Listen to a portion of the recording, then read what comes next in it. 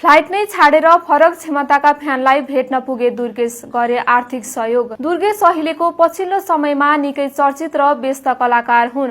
उनले दर्शकहरूलाई भगवान मान्ने गर्दछन्।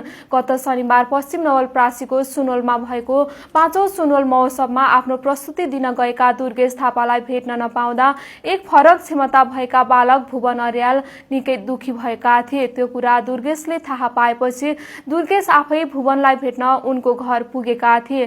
जब थापा भुवनको घरमा पुग्दा निकै अचम्मित भएका थिए। थापाले आफ्नो फ्लाइट नै छोडेर फ्यानलाई भेट्न घर पुगेका थिए। शारीरिक रूपमा अशक्त भए पनि भुवन दिमागमा निकै तेज छन्।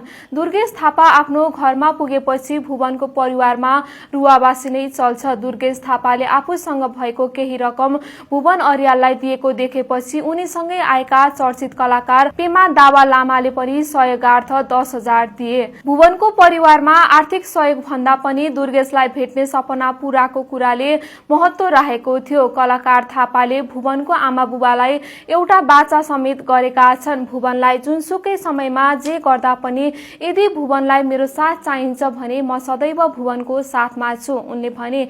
यसभन्दा अगाडि दुर्गेश थापाले भुवन जस्तै कयौं व्यक्तिलाई भेटेर सहयोग गरिसकेका छन्। भुवनलाई भेट्दा पनि कलाकार थापाले आफूसँग भएको रकम दिएर सहयोग गरे। उनले सहयोगसँगै भुवनलाई जुनसुकै समयमा जे आवश्यक पर्छ त्यसको लागि आफू सधैँ सहयोग गर्न तयार रहेको बाचा समेत गरे। उनको त्यो बाचाले भुवनको परिवार र समाज नै स्तब्ध बनेको थियो। दुर्गेशको चर्चित गीतले मात्र नभई यस्तै सामाजिक कामले पनि लोकप्रिय बन्दै गएका छन्। त्यसैले दुर्गेश थापा आफू स्वयं नै भन्छन्, दुर्गेश थापा नाम होइन ब्रान्ड हो, ब्रान्ड।